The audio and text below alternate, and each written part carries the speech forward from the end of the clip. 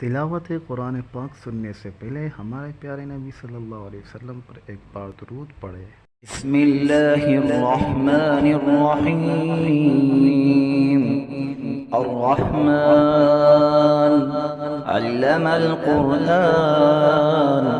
ख़लक़ल इंसान अल्लमहुल बयान। الشمس والقمر بحسبان والنجم والشجر يسجدان والسماء رفعها ووضع الميزان ألا تطغوا في الميزان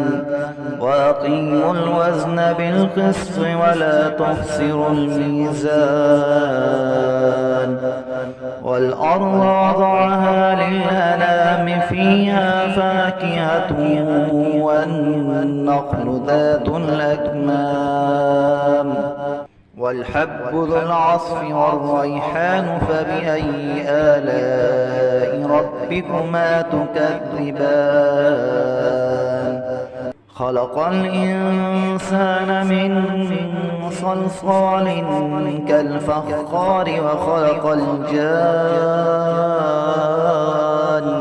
من مارج من نار فبأي آلاء ربكما تكذبان رب المشرقين ورب المغربين فبأي آلاء ربكما تكذبان مرج البحرين يلتقيان بينهما برزخ لا يبغيان فبأي آلاء ربكما تكذبان يخرج منهما اللؤلؤ والمرجان فبأي آلاء ربكما تكذبان وله الجوار المنشآت في البحر كالأعلام فبأي آلاء ربكما تكذبان كل من عليها فان ويبقى وجه ربك ذو الجلال والإكرام فبأي آلاء ربكما تكذبان يسأله من في السماوات والأرض كل يوم هو في شأن فبأي آلاء ربكما تكذبان سنفرغ لكم أيها الثقلان فبأي آلاء ربكما تكذبان يا معشر الجن والإنس إن استطعتم أن تنفذوا من أقطار السماوات والأرض فانفذوا لا تنفذون إلا بسلطان فبأي آلاء ربكما تكذبان يرسل عليكما شواظ من نار ونحاس فلا تنتصران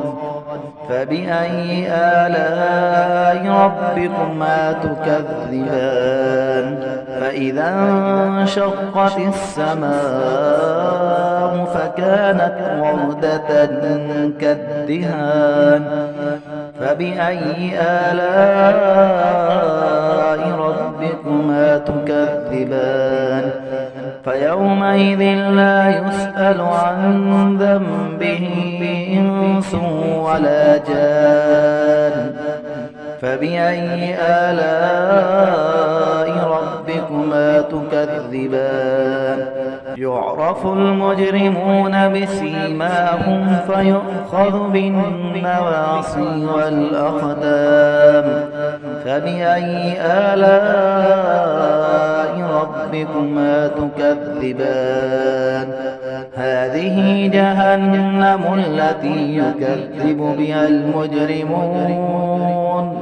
يطوفون بينها وبين حميم آن فبأي آلاء ربكما تكذبان ولمن خاف مقام ربه جنتان فبأي آلاء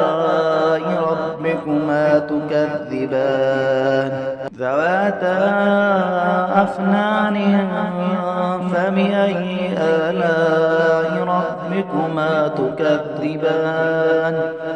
فيهما عينان تجريان فبأي آلاء